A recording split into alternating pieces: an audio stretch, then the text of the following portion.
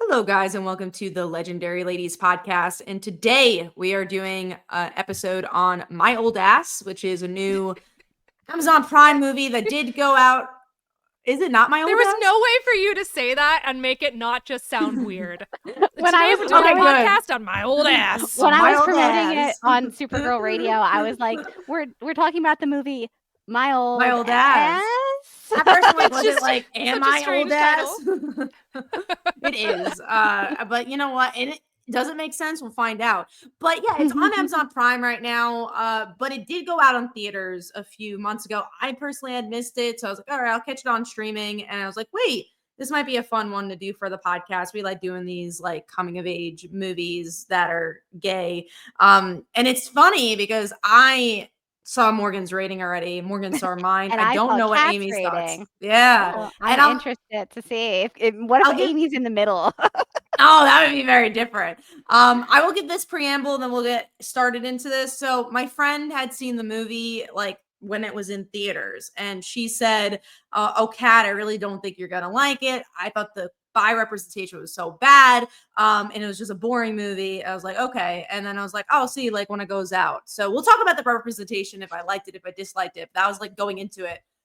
I hadn't heard good things. And then when Amy was saying that, oh, I heard a lot of people loved it. And then I saw Morgan's rating. I was like, oh, interesting. I think it's going to be a cool conversation. So without further ado, I'm going to talk about my thoughts and then Morgan and then Amy. And then we'll go into kinda... Amy's the mystery. We need to get Amy a letterbox so we know her thoughts ahead of time. Amy, why don't you have a letterbox? What's a letterbox? Oh man, you're missing out, man. It's like Goodreads, but for movies. That's how I describe it. Yeah. That's probably because I haven't watched anything new in months. I'm currently on my 89th rewatch of Downton Abbey, so that's valid, and I understand. You can put old movies in there too. You can rate them. You can put lists and be like, "Oh, these are movies I want to go see." My favorite thing to do in Letterboxd is to do my top 10 movies of the year. So I have my little top 10 list, and I update it every single time I see a movie. Okay. I do a list of movies I saw this year. It's very fun. That's I what see your I ratings, do. Amy. That's what I do. I do like a list of movies I've seen this year. And I also have a list of movies I've seen by myself and movies I've seen with Mike. That's cool. Because he doesn't always want to watch the true crime documentaries I want to watch. And also what's fun is that like you can see your friends' stuff too. So if your friend just saw like, oh, like Morgan, like I saw that you so saw how we know that. Yeah. So that's fun. So I think you should have a letterbox. I should have a letterbox, but before we get too far into our rating, I just wanted to point out a couple things. First off, thank you to all of our Patreon members for being members. If you would like to see us record stuff like this live, you can follow us on patreon.com/thelegendaryladies. Also, friendly reminder, if you're listening to this podcast, you can also watch this podcast. We record and post on YouTube, so you'd be able to see my cat in the background, as well as me eating snackies, because it is currently California lunchtime. In fact, I am well past California zookeeper lunchtime, which is at 10:30. So I am crunching away at some good snackies. Wow. But now I want to hear what Kat thought of my old ass. Sorry, I'm so immature. Yes, my old ass. So this movie, for me personally, I think had potential to be really great, but I thought was just okay. The beginning especially was very jarring. All those kind of New York accents, maybe Boston accents, took me out. Well, it happens in Canada. The movie takes place in Canada. Accent? I'm pretty sure. They mentioned the University of Toronto. It does. At one point, she mentions being the prime minister. This is not something that Mike picked up on necessarily, and he was like, "Oh no, they're going to Canada." I was like, "No, they are currently in Canada. That's where they live." But yeah, it would have been better. It would have been nice to have like a little bit of a stronger sense of place. I agree with that. Yeah. Like, if multiple people are like, "Wait, I don't know where this movie is taking place," then you're like not doing a very good job with your setting. They're in the woods, and also they're in a farm, a bog, a cranberry bog on a lake. And yes, on a lake. Lake is better word than woods, but Another interesting thing that my friend was mentioning is like, yeah, they keep mentioning this like almost post-apocalyptic world in the future. They always like skate around it. There's like, yeah, I guess so. So anyways, the beginning, it was a little harder for me to get into. I didn't love the main character up until a point because I was just like, oh man, she's really unlikable. And I think when she does turn the other side, I feel like it's really predictable. There wasn't moments where I'm like, wow, I really like her as a person. Unlike a movie like Am I Okay, where I think it's a very similar movie where it's talking about feeling stuck or like just trying to become a different version of yourself. And I feel like that movie did it a little better than this one. But I think actually my friend was really wrong. I actually thought this was very good bisexual representation. Yes, Because that was something I very much enjoyed. I was interested in what Agreed. your perspective on that was going to be, especially when you led in with like what your friend Mhm. thought, because I was like, I don't know, I thought it was good. I thought it was good representation. No, I think that was one of the really better parts of this movie is that I think a lot of times with bisexual representation, it's always the opposite. It's always like this straight person who thinks it was like, oh wait, I'm bi because I like this girl. So I really liked seeing the opposite. And I just thought that was really interesting to see her be like, oh, actually, I like this guy. I don't really know where the opinion came from. It's bad bi representation. I think again, I don't. Maybe the other queer people that aren't bi be like, oh, but where's the queer storyline? Like that's biphobic. I think if you think this is bad representation, I do think you have a little. I think that comes from not a biphobic place, but I think But maybe you're thinking about it in a different lens. Like I- just because she didn't end up with a girl doesn't mean it's bad queer representation. yes. And I would say that like I understand where people kind of get their feelings upset about stuff like this because there are so many like straight quote unquote romance like heteronormative romances.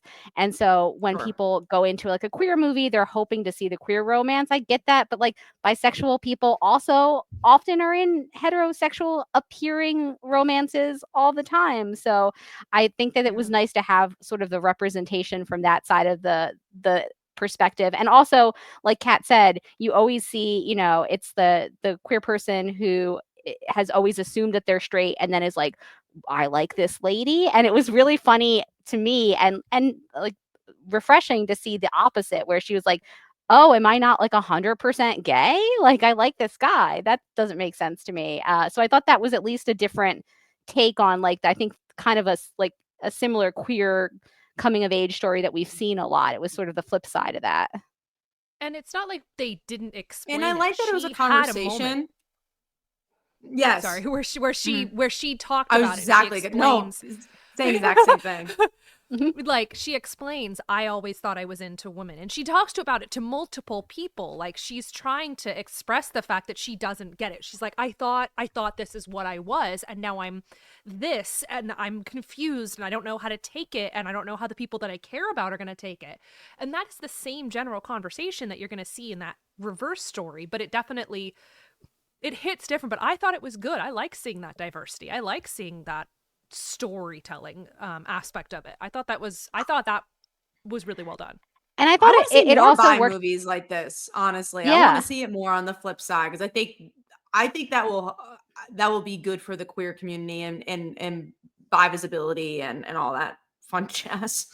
Exactly. And I also think that like her sort of discovering that like she likes this person who happens to be a man when she's always been attracted to women, that sort of also gets reinforced in the movie later on when her future self comes back and mentions having taken her girlfriend's friend's edible. So after the whole, romance with literally a dude named Chad, is over after, that whole situation sort of ends. When she goes back to dating, she's clearly dating women again. So the people who are kind of up in arms about the bisexual representation, it's like, I mean, she is back with women, so I really don't understand what And the even so, critique. don't have It's to a prove two-way yourself, street. Yeah, right? but even if she dated another man after that, that doesn't make her not bisexual. You don't lose your card Exactly. at some point. Yeah. It just And doesn't. it's not Yeah, it like just you doesn't matter. They don't revoke you don't it from pick you. one Yeah. and keep, you don't pick one and only stay that way. But like, oh, now that I've discovered that I'm bisexual, I'm only gonna be with women from out now on. No, it's a much broader category of saying, I am kind of into both of you. I am waiting for whatever the moment is. Like, you're looking for something specifically. You're looking for that connection, and it may not be sexual. It may be emotional, and that's what it looks like to me she found with this person, with Chad, is she found more of that emotional connection that she wasn't expecting to find. I think one of the harder parts of, and again, I love the representation, but the actor, I don't know if you know, he was in Wednesday and he went off Wednesday Oh my because he was God, the guy who sexually harassed people. So it was that was very, that very guy. hard to watch No. because Oh, I knew that. And I was like, he's supposed to oh be this good guy. no. And I'm like, oh. And I was like, oh, that made it harder for me to watch I that am side of the Was relationship. this so filmed glad I before or didn't know after? that going in. Mm-hmm. Was this filmed That's before or after? My guess uh during. I'm guessing they didn't hire him after that happened, but, like, I'm yeah, guessing it was especially around the same time. because like movie production schedules can often be, especially like indies that are like a little bit lower budget, they can take sometimes Mm. like years to come out. So I wouldn't be surprised if like they filmed it, yeah, like Kat said, before or during, and then all that stuff came out and they were like, uh-oh.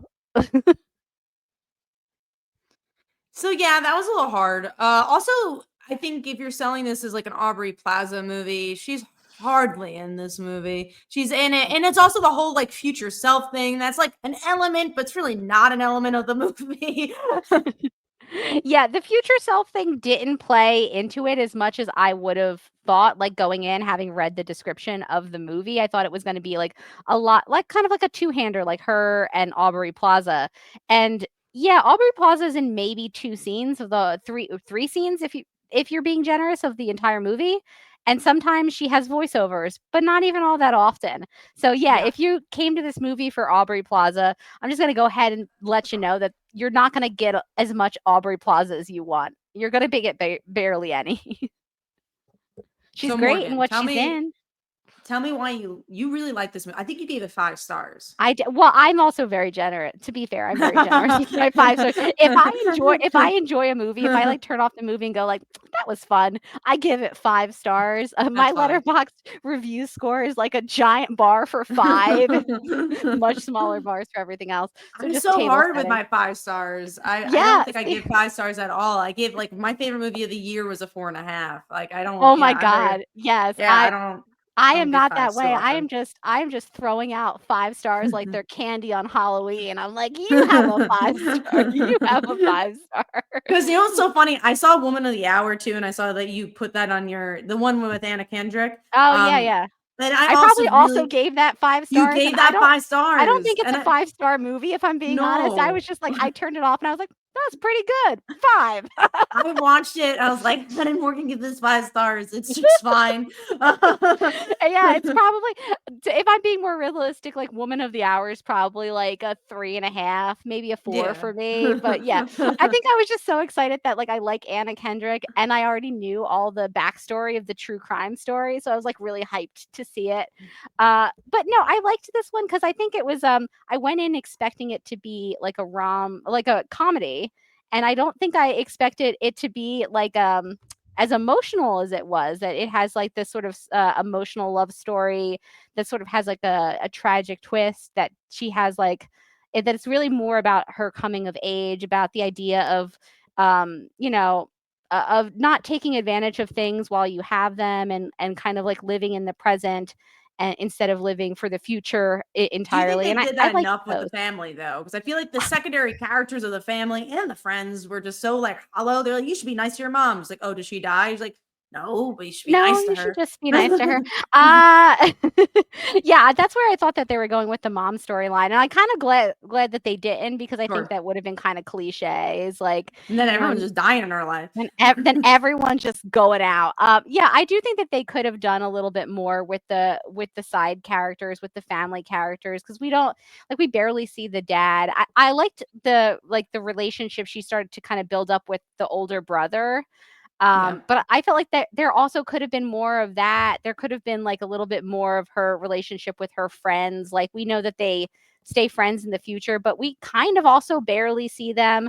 Yeah, I kind of wish that there was like a little bit more of the relationships with her, with her community in there a little bit more, and like maybe it was focused a little bit less on her like laser focused on her and a little bit more focused on her relationships. But I liked the overall like themes, I think, of the movie. And I think maybe it was just because I was surprised, because going in I thought this was going to be like a straightforward comedy, and it definitely wasn't. Like, I don't even it's know if it was funny really in funny. parts. It's, like, funny in parts, but it's not, like, laugh out loud funny, it's more like chuckle funny, like, "Oh, I think huh." when she talks to Aubrey Plaza, they have this like back and forth that is Banter, very their which humor. and it's very heavily featured in the trailer. Sure. So that's what you think you're getting in for. But Yeah, no, for sure. sorry, Morgan, I totally interrupted you. Oh, I don't remember what I was saying. It was definitely I not love that. important. The humor. Was there anything else that you liked or disliked about the movie? I liked the central relationship. I think the relationship with her and Chad, even though now I know some things about the actor I wish I didn't. I thought they had good chemistry. I think that's sort of what made the movie work for me, is like the relationship between those two characters, and sort of the idea that if you have a relationship with somebody, if you love somebody, it's worth it, even if it's going to end badly, even if it's going to be pain for you in the future.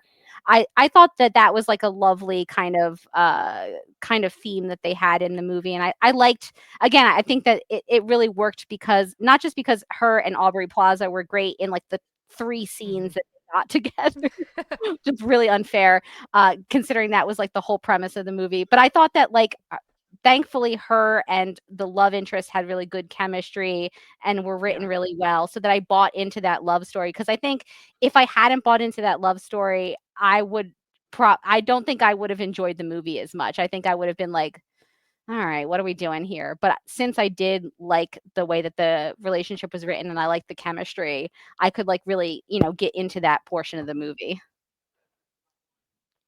I went in knowing that it was going to be a little bit more emotional, because one of my really good friends from work was like, Amy, have you seen this movie called My Old Ass? And I was like, no.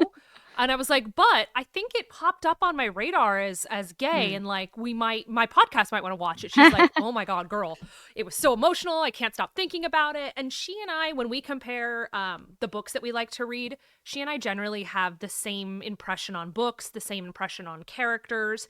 So I was like, okay, I trust that you're probably going to be right. So I went in knowing that I was going to be set up as like an emotional punching bag. And it didn't quite get me to that point till closer to the end. But I would argue, Morgan, I actually thought that they did a really good job with the family relationships. And part of that might come from me having a little bit more of family dynamic challenges, especially as I age and get a little older, and my siblings are all off in different parts of the country, and my mom's in different parts of the country, where there are definitely moments where, like, I related to Aubrey Plaza being like, don't forget these moments where you're with your family and get to know your brothers, and make sure, like, as the oldest sister of 2 younger brothers, and the ages were almost Oh, yeah. exactly the same, like, I definitely felt that, because there was a lot of me at 18 where I'm like, thank God I get to go. Thank God I get to move out. I'm so excited to move out, be on my own, blah, blah, blah, blah, blah. And I was like, oh, this is a gut punch. This is exactly what it was like for me. And if my current self were to go back to my old self, it's strange, because I'm like, what would I say? Like, to what advice myself? would you yeah.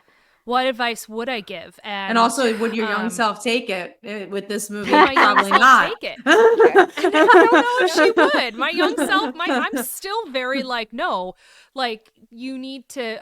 Honestly, my old self would probably tell my young self to make a little bit of a cleaner break, take a break, and then come back, which is not what the moral of this story was.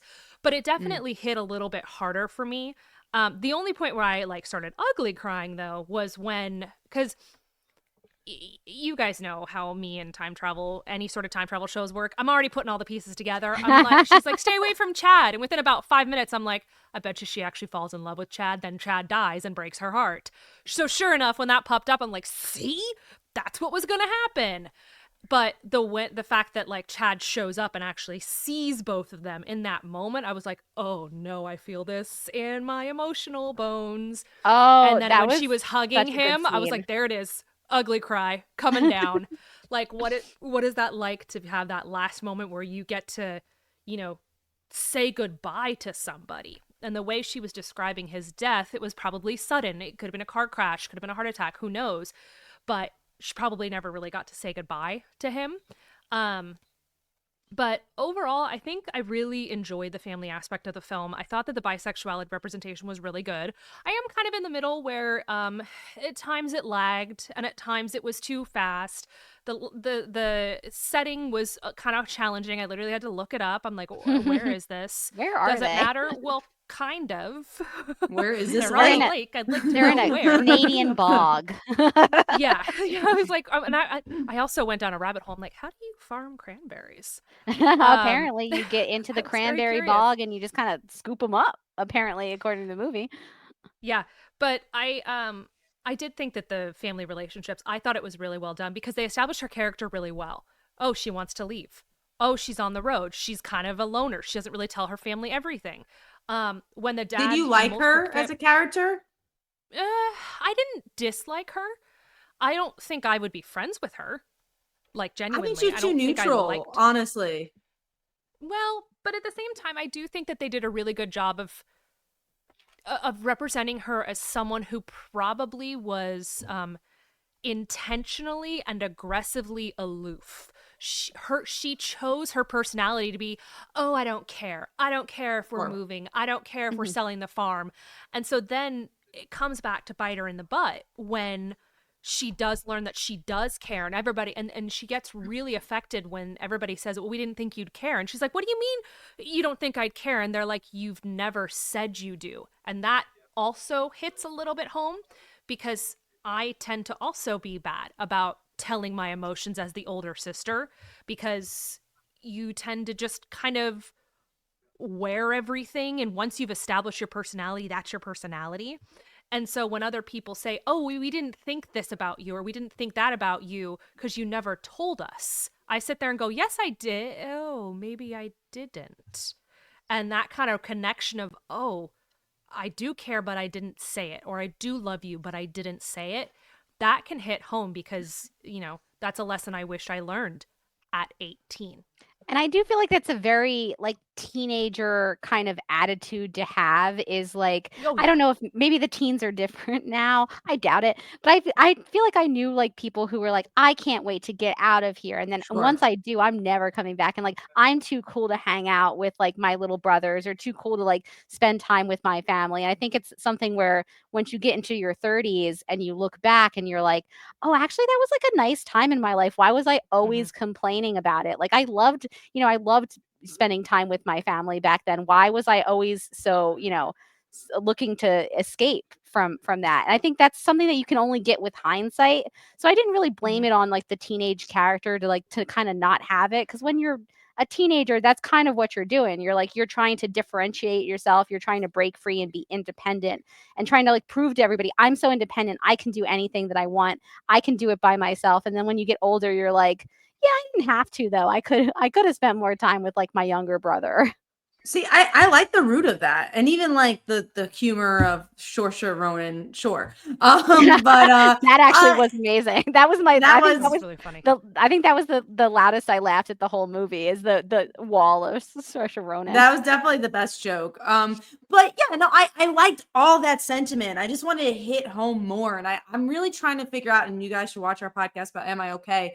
Why something like Am I Okay hits harder than something like this? Because again, they're kind of saying the same thing, where it's just like you don't have it all figured out, and that's okay. It's okay to find yourself, but I think it's because it's such a Am I Okay is just a tighter movie. It's just two characters really. And I think this was like a little bit too loosey-goosey. It's trying to say too much. It's like, oh, let's talk about the boy, let's talk about the family, let's talk about Aubrey Plaza and her weird future. Do you know why I think it hits different, Kat? Because the main characters are at a different point in their life. Yeah. Sure. This Maybe is a we relate teenager to who's- Am I Okay more. Yeah, and this is for her, she's about to start college. She is arguably at the start of her life.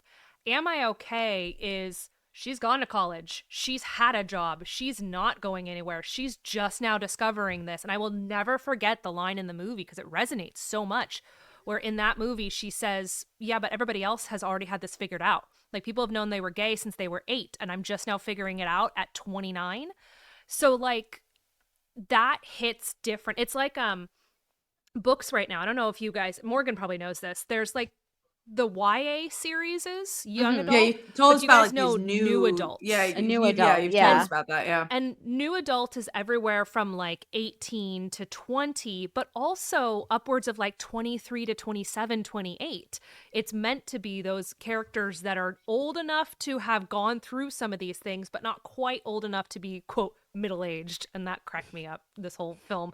She's like, it's not middle-aged. And I was like, it better freaking not be. It made me laugh as somebody who's closer to Aubrey Plaza's age in the movie than the teenager's age, to be like, excuse me, you little shit. How dare you? That's not middle age. We're still in our 30s. It's like, yeah. So I think it hits different because we can't help but look at that character and be like, girl, you're about to go to college. Like, you're about to figure this stuff out. You're about to move out. You're about to go to Toronto. That's fine. It's when you found yourself moving back home and you're in the same job you were in a couple years ago and you're not making any more money than you were a couple years ago and you still have all the school loans, that hits differently for us. So I think that was the main difference between this and Am I Okay, is that we resonate differently with the characters because it was an older character. So who's the target for this one, though? Is it the teen or is it the person looking back? Because I think that's the hard part. Maybe it's the teen of being like, be thankful. I connected with Aubrey Plaza. Yeah. I definitely she's not also in it a lot.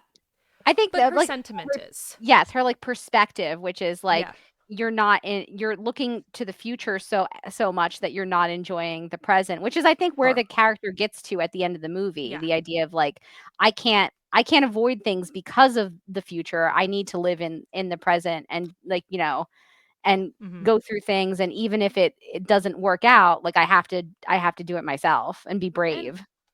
And I'm going to visit my family in a week, and I just mentioned we're all scattered, so 3 of the 4 of us are going to find ourselves in Tennessee all at the same time, so we're going to hang out. But it definitely, I kind of am, you just get hit with this little sort of reminder that I only see these people once a year now. And I need to not be so fed up on whatever's going on outside of it and just enjoy the moment of the fact that we might all just be sitting on the couch, eating some soup, watching a Tom Cruise movie, which is pretty crazy. It sounds pretty good to me. All the Top Guns are great. Yeah, no, I get that. And I think it's interesting because, again, I went into this movie because I had pre-thoughts of like, I think I'm going to hate this. And I didn't hate it by any means, honestly. Because I do think there's a sentiment there. I feel like I had a lot of promise. And for me, it didn't meet all those promises. That doesn't make it a bad movie. Like, I don't know if I could recommend it to everybody. I think that's a hardship too. Like I was talking to my business partner, Phil, and he's like, oh, do you think I should watch it? I'm like, not really. Like, I don't think it's gonna, I'd rather you watch Am I Okay, if I'm being honest. I think if you're gonna watch a character driven movie, watch that. So I think it's for a very specific person. I think it's like, if you're going through that, or have those, watch it. I think if you're bi, I think you should definitely watch this. I think that's like the utmost, like, I think that's the person that needs to definitely watch it, because I just don't think that representation's there. And it's interesting because I did watch an interview. The person who directed this and wrote this is actually a character from Secret Life of American Teenager. I'm like, oh, that's wild. The Catholic girl, the Catholic girl from Secret Life of American Teenager wrote and directed this. That is so wild. The blonde one. Wow. And oh my god, she's married to the guy that was like the singer on One Tree Hill. All of this is like that's funny. Everything's coming together. All the early 2000s teen culture is condensed. It is my old ass. But yeah, and she said something in an interview that I thought was really interesting and is cool about like the new queer movies we're getting with teens. Is that she's like, yeah, I kind of like, it wasn't like a thing about her being bi. That wasn't like the point of the movie. It's just like, like I was writing it and like, this seems right, like this just seems like a part of the story that should happen. And I was like, I think that's really cool. Like, I like how she went into that. I just I think it could have used 1 or 2 more drafts, but I don't think it's a bad movie. I just don't know if it's for everybody. it had good bones, but it was not as complex as it could have been. So for instance, like I was like almost right away, I was like, I bet you Chad dies. And like, I bet you she fell in love with Chad and Chad dies, and that's what she's trying to say. So I started writing that scene in my head where Aubrey Plaza comes back and says, you know, this is what happened. And I was thinking about it, just the way where she kind of says, he died. Like that scene itself, I'm sitting there going, well, like, oh, but there's so many different ways that we could have written this that would have been more interesting than just like, I get that just he died. That's her character. But I definitely think it lacked some of the complexity that I think I wanted in this sort of a story. But I didn't mind it, but I definitely I think I would have viewed it a little bit differently if I had not had my friend tell me, "Oh, this is super emotional," and knowing her family life and knowing my family life, I knew like as it started to roll, I was like, "Oh, I get now why she was emotional." Cuz she literally was like, "I have not been able to stop thinking about this film for days." Cuz she and I are so similar in that way. So yeah, it's just definitely it's not going to be for everyone. And you know, I could argue that oh my god, the other one, Am I Okay is also not for everyone. But that's kind of what No, makes definitely these not. indie films do really well is, you know, sometimes it's for the people who don't think that they're ever going to find a film about themselves that are intrigued. And it was short enough too, even though it lagged for Love me. a short It was movie. short. Love a You know, 90-minute movie. you know, we love a Yeah. tight 90 here. I was nice and tight. I was like, it was lagging a little bit, but it wasn't terrible. I could have used without the Justin Bieber scene.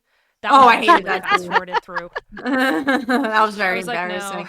no. That scene was a little too long, I will agree. Like it Mhm. made me laugh and then the joke like continued on too long. Yeah. I think I if was like, if okay. that scene was like 2 minutes instead of like 5, it would have been great if we had gotten in and out of the joke, but we were in the joke too long.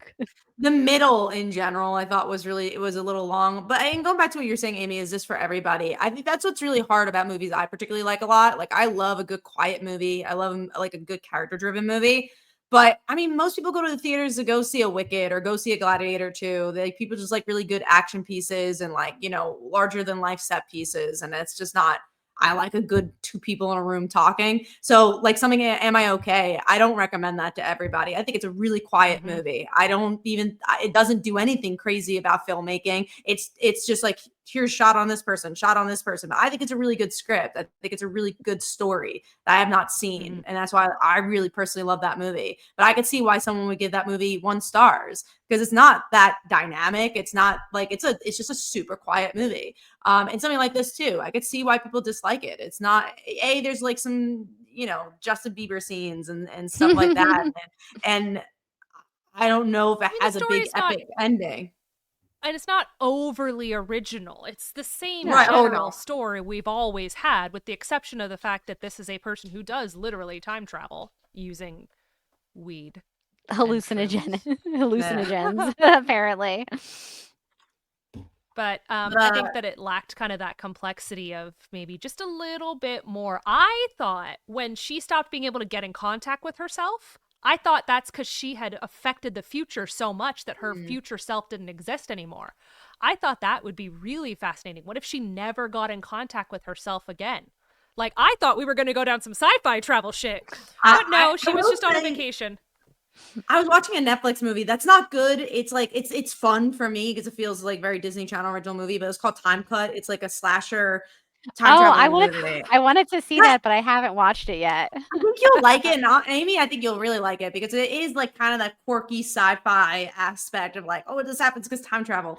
Have you have you seen my cat just knocked off my ring light fully. No, have you seen the Totally Killer? It's like an Amazon. It's the same premise. It's the exact same premise, only she goes back to like the 80s, and in this one she goes back into like the early 2000s. 90s. Oh yeah, it was 2000s, which I liked because early 2000s is more what I grew up with. But yeah, no, I didn't see that one, but I heard it was like bad. But again, I like a good bad movie. I liked it. I thought it was delightful. Honestly, it was like as a horror comedy, I thought it was great. I thought it did exactly what you thought it would do when she goes back to the 80s to save her mom. Like, I've got it. Yeah, like that's what it is. If you like that movie, I think you'll really like this time cut Time cut. movie. It's Nice. so weird. It's so like again, the best way I could describe it is Disney Channel original movie. Like it's just such a weird movie that I had a fun time. I watched it on a plane. That's why I saw all these movies. I had to download stuff. I had that Japan trip. Well, you I was on the had plane a 14 long. hours. I needed I was gonna say you had a long plane yeah. ride. So. Had a very long plane ride, so I was like, oh, I should, watch some stuff.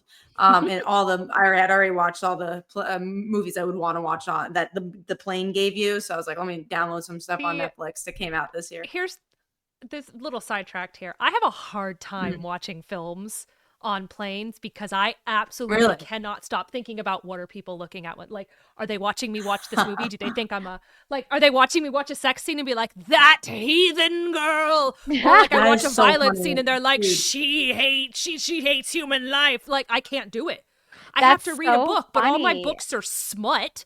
So I'm just sitting there like this, hiding my fucking Kindle on the side. Reading your Kindle like over your shoulder? Yes! I'm petrified of that. And it's literally, it's the constant people pleaser in me. It's like I can't even displease strangers by them thinking that I'm a horrible person for watching The Dark Knight because she's into that superhero stuff. Oh my! The Dark Knight is such a normie movie to watch. What's funny is I say that, but what's funny is literally that's the one I almost always choose to watch. Is one of those like Batman's or Top Gun or no one Mission Impossible, something that no one will judge me for because it's a blockbuster. But heaven knows if I watch the newest episode of Law & Order SVU, they're gonna be like, "What is she watching? Why could she deal with that stuff?" Like that's what everybody watches Law & Order SVU. It's like I think you'll be safe. It's been on for 100 years. It's incredibly popular.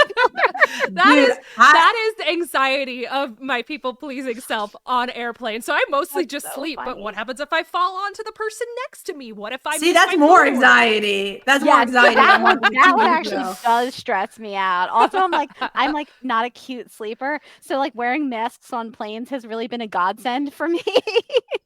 Well, that's what I was gonna say. Like my face.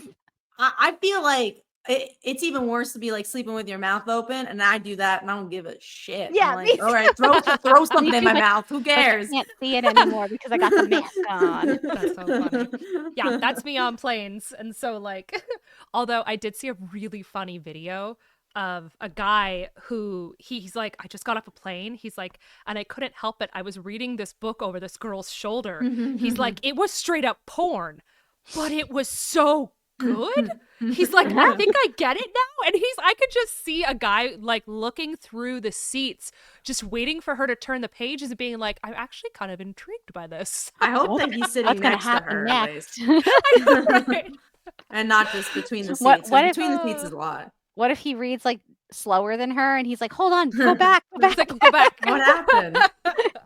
She's probably an expert at this point. Like she's probably speed reading a little bit. And he's like, well, I just started this. Yeah, no, on planes, I'll watch anything. I don't care. I'll just be like, same. Yeah. Genuinely just. I'm a big people pleaser. I love the people please people, but I guess on planes, I'm not that. I'm just like, I don't judge me. You're a people pleaser for people you know. I'm a people pleaser for I'll agree with that. Strangers. For everybody. Yeah. I feel like when we're in the air, it's like what happens in Vegas stays in Vegas. Like I just don't care anymore. It's like I'm a different person up there. Dude, it's like I thrive in airports, and there's a trend going around Instagram about older sisters and like eldest girl child who is traveling solo and that they thrive in airports. I'm like, 100% true. 100%. Man, I am at that gate on time. I have everything planned. I've got enough time for snacks. I'm never early to anything, but I gotta tell you, I will get to an airport 2.5 hours early. I have enough time for a full breakfast. Too, actually, yeah. Oh, wow. Like, when I was coming home, I have a couple of things I always need for my airport, for my flights. If I don't have them, it's like my emotional support Dramamine. I flip out. So I always have to have Dramamine. I always have to have a water because what if I get thirsty on the plane? What if they don't have water on the plane? And I always need, well, sometimes I'm like thirsty between when they do the drink cards. Also, if you take a very cheap flight, they will give you nothing. And also, I always need gum for when you take off and your ears pop. We were in the Orlando airport, and Mike comes back and he goes, "So bad news about the gum. They don't sell it anymore because people were putting gum all over the place, like leaving their gum. So now the airport doesn't sell gum." And I was like, excuse me?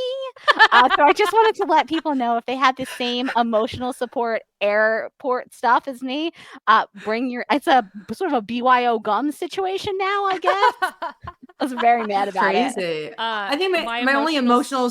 No, let's hear Amy. Let's hear I was what's your say my support? emotional support items in an airport are my Kindle. Nice. I have to have headphones in, and like some sort of sweater.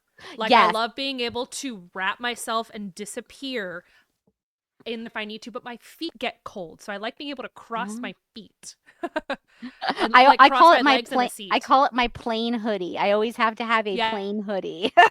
I agree. That's what I was gonna say. I need a coat, but usually I bring a hoodie just for myself. But I bring my winter coat no matter where I'm going, because then I use it as a pillow and I sleep. And I'm very good at sleeping places. Do you So do the neck pillow? No, that doesn't. I usually like put the hood over my eyes type person. Yeah, I'm a big fan of the neck pillow. I've got a beanie neck pillow that like one of my college friends tossed me on the way out when we were like moving out of our dorms. So this should date the how long I've had this neck pillow as like a million years, and it's still going strong. I still love the little guy. I don't like the new neck pillows that they're making that are like more firm and don't have the beams. Like that. They're not making them good anymore. I don't appreciate it. I like my neck. I like my beanie one. I'm excited to try the one I ordered it. That attaches to your headrest. That it's a mask and it keeps your head upright. Have you seen those? No. Oh, they look so. I'll have to send these to you. Basically, it like attaches to the back of the seat, and it basically attaches the mask to your pillow, so you don't put your head down or on the side or anything. You're just straight upright, which is looks so good for my neck pain. But we're gonna have to actually see. All right. Yeah. Well, you'll have to let us know. And just to bring it back around, if you're on a flight and My Old Ass is available for you to watch, I'd say do it. I think it's pretty safe. Well, what you can do, the ideal airport, the ideal plane movie. You know, what you can do is download it beforehand. That's you can true. download it beforehand and then put it on, because I was gonna do that, but I thought of it when I was in Japan and they didn't have it in Japan, so I couldn't watch it on the plane. So darn, that would have been a great plane watch. I feel like I like a nice quieter, like low key movie as a plane watch, because then like if I pause it, I'm not like too intense about it, and then like I could always come back to it later. And someone could judge you for watching that Justin Bieber scene. Exactly. Somebody would definitely judge you for watching that scene, but you have to learn to let it go. Yes, you do. But no, I agree. I think it's actually a really good plane watch. I think you need a good 90-minute movie. So Morgan, you 5 out of 5, best movie of the year. I liked it. I thoroughly enjoyed it, and that's all I need to give a movie 5 out of 5 stars, as we've well established. You know what we should do, Morgan? Because we have both seen a lot of movies this year, and Amy hasn't. Maybe for our duo, we'll do a top 10 movies of the year. Ooh. Oh, there you go. That could be interesting. That could be fun. So we'll do that, or top 5. Probably top 5. Nice. I like that. I like that plan. You guys can go through your Letterboxd. I've seen a lot of movies that I didn't plan on watching. I'm part of a Friday night movie night now with a couple good friends of mine. Oh, fun. But we do it's digital, and it's it's movies that are pre-2000s. So I've seen a lot of movies. We just watched the black and white Sunset Boulevard. I've never seen that. We watched 2 weeks ago. What did we watch? Oh, we watched Muppets in Space. That was amazing. I've never seen We've watched that one. some really cheesy, bad horror films, and a lot of them are really cheesy because they've been doing this for a few years. So most of the good ones are done. Have already been watched. But what are we watching? We're watching God, I don't even remember. We're watching something tonight. If I may, no, I won't make it because I'm going to go watch Gladiator. But things like that. So pre-2000s. So I've seen a lot of pre-2000s films recently. Nice. Every Friday. That's pretty good. You're gonna have to like send me some lists if you see some like good I was gonna say like vintage movies, like black and white, like old school Sunset style Boulevard movies. was good. Because I want to start watching more of the old movies, but I never know where to start. There's like millions of them. Yeah. And I don't want to start with the bad, I don't want to accidentally watch a bad one and be like, never mind. I tried watching Citizen Kane on the plane, and I couldn't get into it. Oh, really? I've Yeah. also never, I'm laughing, but I've never seen it either. I know what the twist is, but so does I feel like everybody. Everyone else, yeah. Yeah, That's the same so. thing of like The Sixth Sense. So people are like, you haven't seen it? I'm like, well, do Well, you have to after you know the I- twist? it's gonna be a different viewing experience from like the first time I saw it, where I was like, my mind is blown as like a But, like, child. Like something like The Shining, I feel like there's so much in there that you're Oh, like, oh, yeah, I don't yeah. care if I know the twist because there's so many little things to enjoy. Like I think The Sixth Sense is built on the twist, so it's just like I think I'm okay. I haven't seen it in ages. I'd like to rewatch it, like having known the twist and see how it works as like just as a movie without that aspect on it, or like how it works watching it knowing the twist. Because I think I probably have seen it more than once since I saw it the first time, but like the first time is the time I remember where we got to the end and I was like, what? What movie? The Sixth Sense. Never seen it. Amy, Yeah, you can have a true experience of the Sixth Sense. Don't look up anything, just watch it. Wait, do you know the twist? She No. clearly doesn't. Wow. Kat, don't tell her. I'm not gonna tell you. Yeah, I go mean, watch the movie. I know there's something with a little boy. Is that the? Yeah, You know what he says? Listen, don't look at Kat. Oh, the I see dead people. Yeah. But I don't understand how that works. I mean, I can start to theorize how that Don't works in the theorize. story. Just go in blind. You can have an experience almost no one can have. That would Maybe be we'll kind watch of fun. for the That would be podcast. Yeah, that would be that would be something I'd tell my younger self. I'd be like, go and watch these movies for the first time. They're so worth it. Oh, like yeah. That's true. I mean, I guess you're eventually going to see it anyways, but like we'll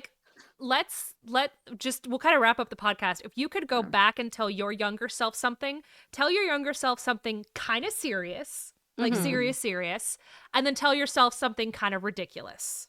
So like my kind of serious would be no more credit cards ever. Yeah. Do not use credit cards. Like that genuinely, if I had that advice and I had learned how to properly save money, got good, like that would have changed my life. I don't know what my non-serious one is though. I think my non-serious one would be try bangs. They'll work out. Oh, nice. I think my serious and non-serious, seriously, I would say be kind to yourself, be kinder to yourself. And then my not serious one would be that not safe for work Wizard of Oz thing might work out for you. That's good advice. Let's see. I think my serious one would be like stand up for yourself more. Like don't take shit from people just because you're uncomfortable with conflict. And my not serious one would be like buy Apple stock. Yeah. Just buy stock in Apple. Just come on, Morgan. Yeah, I'd be like, let's you know, it's okay if you work out and get muscles. There's nothing wrong with that. There you go.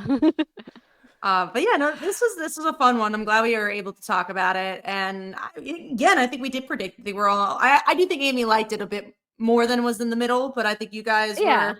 We had more a continuum here, I think. Yeah. And again, I didn't hate it, so I like going to the movies that I could be critical about, and I hate. Yeah, I would watch it again, but I wouldn't watch it for like a couple years. Like I'm not one of those people who like can usually like watch things over and over again, like in close proximity. You know what's so interesting? People say, and I'm an anxious person. I think we're all anxious people. People say who have anxiety. People like rewatching things a lot. And as someone who is an anxious person, I cannot rewatch anything ever. Yeah. I can, but I can only rewatch like TV shows or like sitcoms. I can rewatch sitcoms like any day of the week. But yeah, movies, I'm not too big of a movie rewatcher. I've got to have like a couple years between movie viewings usually. Yeah, I don't unless I'm showing it to somebody. Like I love showing people movies. That's true. Like, oh, please watch this. I want to see what you think. I keep on trying to convince Mike to watch Barbarian with me. But to be fair, hard, right? We did watch that like 2 years ago. So I feel like I have given it some time between I have broken his spirit, I think, and he likes horror movies now. He's Okay. gotten to the point where like not much scares him anymore. Whereas the first time we watched like I think the first year we were together when we watched like The Conjuring, I thought it was going to like actually kill him, like his heart was going to stop. And now I don't think that movie would even frighten him in any way. That's what you have to learn about horror movies. I think you will be less scared of them. Is that most horror movies aren't actually scary. They're just No, called not really. horror movies. They're really just like tension building. One thing I'm gonna leave with, because I heard this quote from Maggie Rogers. We'll one day do that podcast. But I was listening It's gonna to happen. one day we'll do that How was podcast. the show, by the way? Oh, Was she great? loved it. She's so good. I'm She's mad. so I should have good. just went. It was close. It wasn't even far away. I was just Next like, time she's here, I Yes. will definitely, because I will see Yeah, her let me again. I know. Let me know in really advance. like her. I will let you know. We have to see more concerts together. That's what our We have to see more 2025 concerts together. We gotta go to in Vegas. Atlantic City and Vegas. We're gonna do one of We those gotta things. gamble and go to shows. Go to shows. But one of the quotes she said that kind of stayed with me, and it stayed with me so much I had to rewatch the interview because I was talking to a friend and I remembered a quote, but I butchered the quote. I was like, oh, she said something that was so interesting. And then I remembered the interview. I'm gonna rewatch it because I was just like, I gotta find this quote. But it kind of plays into this movie. And it's about her saying that when people are nervous or get into different situations, people go back to their young high school selves. Like they revert back to their high school selves. And I thought that quote kind of just stayed with me. I was like, and it kind of plays a part into this movie where I was like, that's so interesting. I think it's so fucking true. Where it's like, if you are anxious, you're in a weird situation, you revert back to who you were as a teenager. Yeah, I could see that. I could see that. But it's When interesting. I'm uncomfortable, I also get quiet. So